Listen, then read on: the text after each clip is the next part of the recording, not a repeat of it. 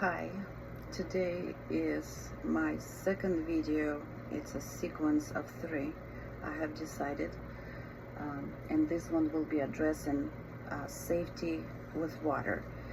I have to first apologize for yesterday's session. I'm also a parent and I have other issues with the house and everything. It's very difficult for me, and also not public speaker, and I'm also speaking with accent, and some people just don't find this interesting. But think about this way, and it's typical too. I just talked to my neighbor here. If I were to give him 2 books, one has pictures and one is not, then he'd choose one that does have pictures.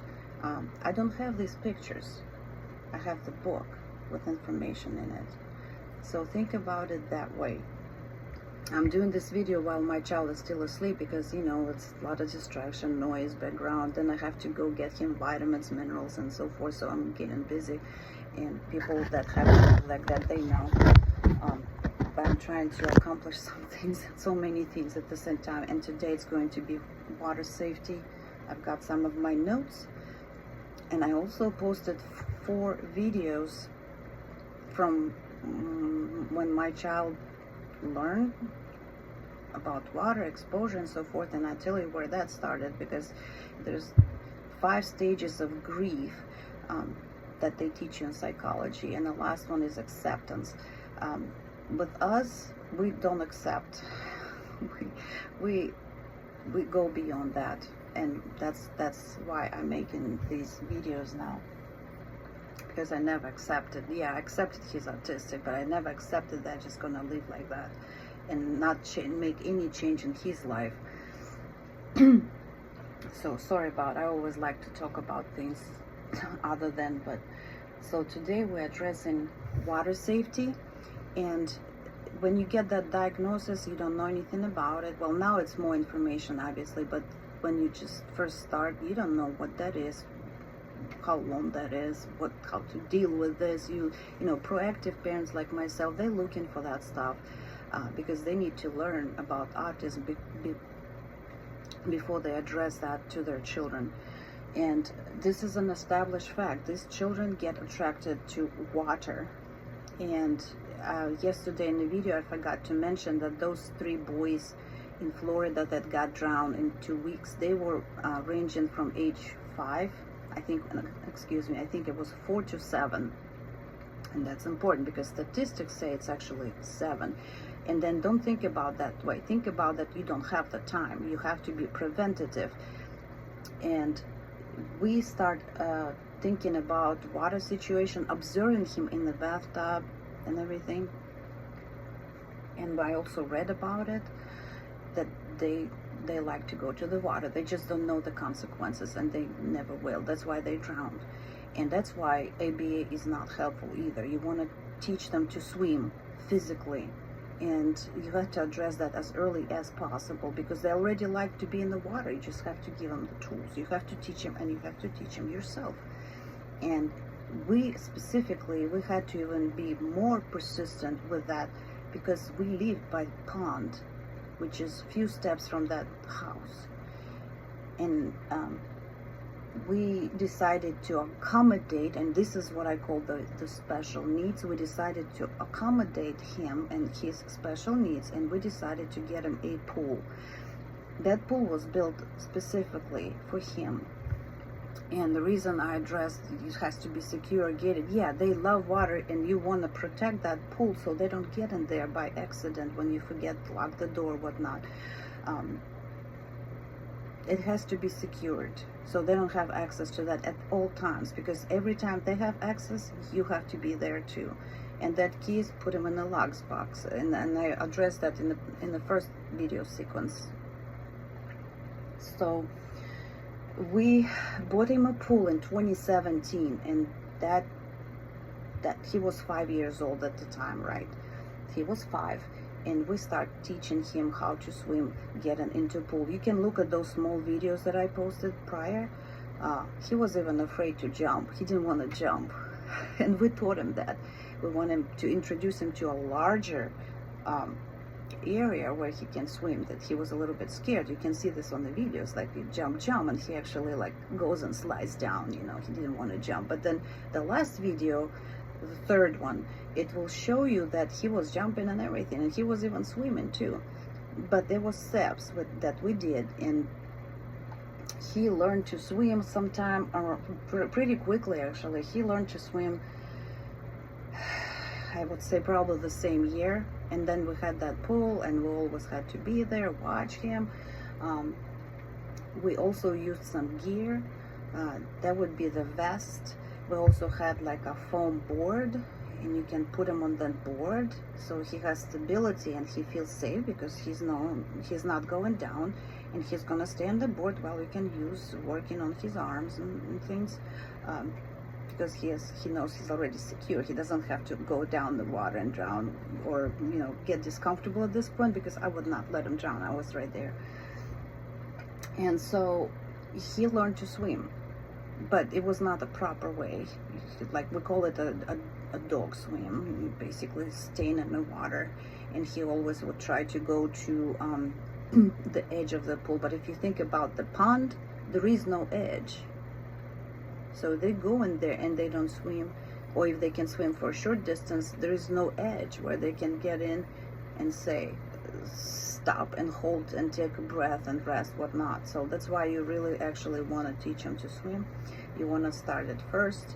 I'm not a swim coach, obviously, so I'm just a parent, but I taught him to swim using some skills, what comes to my mind, what makes sense. And you know, we got that board, and we had the vest, and he would swim, and he didn't want to wear the vest at the time either, so I had to, like, you're not going in the pool unless you get that on. And eventually, but that last video shows that he actually now even jumps and he can swim. So for that reason, I've taken him to one-on-one, and that's what you want, one-on-one swimming lessons. And I paid extra money for that one-on-one, and I did not know that the person that was training is actually not a good coach, or at least not for my child or any other autistic child. And I will just look at that video myself, and I see what was she doing wrong. We didn't succeed. The reason I brought him to the private lessons, per se, one-on-one swimming lessons, is because I want to make him swim properly, stay in the water longer. And I thought that that's where the coaching comes in, professional coaching, and that didn't happen either. As a matter of fact, I was so upset with her too, because I have to tell you that when he would run out from her, my child, she could not tolerate it, and she told me, I'm not your babysitter. And I was I was pissed. I was just so upset. And I said, no, you sure not a babysitter, because I'm not paying you as a babysitter, and I'm paying you as a professional coach here, as one-on-one.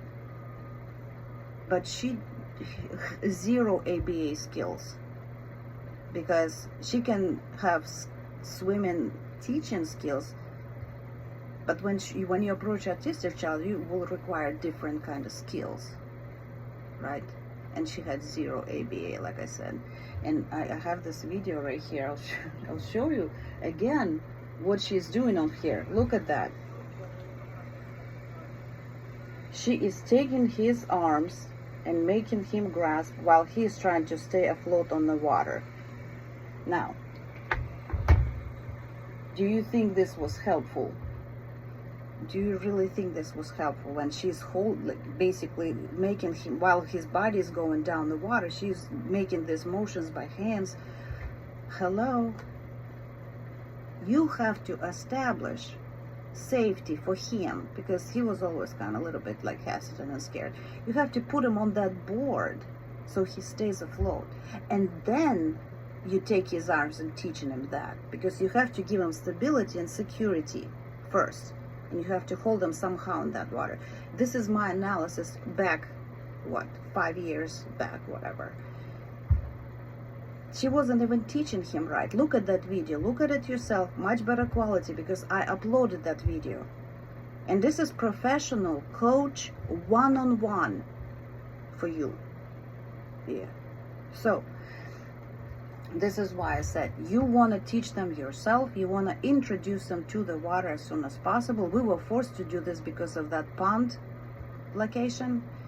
I brought him into this private swim lessons 2 years after he already had a grasp of water and he learned how to swim, and she still couldn't do anything. So if you go that route, you want to make sure that swim coach is experienced to work specifically with autistic children. And even when they say you that, you want to look what they do. Like in this video right here, she's taking his arms, no support, to stay in the water while he's concerned if he's gonna go down or not. And then she's doing this, taking his hands and grab and grab and grab. What's to grab? You have to establish the foundation first to teach him that motion. So I guess that will be the shortest video too, by the way. Let's see. So start early teaching them, introducing them to water, to pond, to pool. Teach them to swim.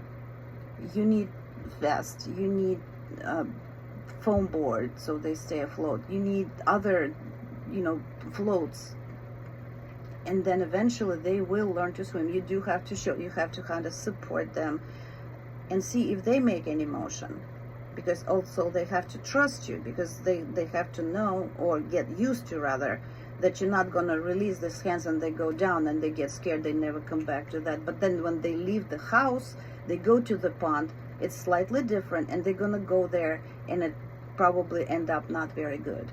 So again, start early, and if you can afford, get a small pool, gate it, lock it, and then when you're in there, you teach them yourself, give them a little something foundation. And then if they can at least stay on the water, more likely many people will look into that, and the coaches, and they will take it from there. But again, look at the coach too. Look at the coach. You can spend money and time like I did and no result. And like I said, I'm just saying as it is. He can swim now. He can even go in the back and swim in the back, and he can dive.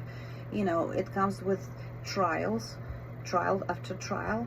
And if you don't have a pool, where are you gonna try? Well, you're probably gonna take him to YMCA, and you have other issues there because there's other people and they don't tolerate these kids. I've had that happen before. Yeah, that's why you have to have your own if you can afford. And you may want to make it a priority, because if they get escaped from home, more likely they will be looking for that water source to get drowned. So I hope it makes sense. Probably missing out a lot of things too, but this is a really short video here. Just I'm hoping to be, because you need to have a pool, your own, even if it's a small one. It has to be secured, and that's where you're going to spend time with them, teaching them something, introducing them to water.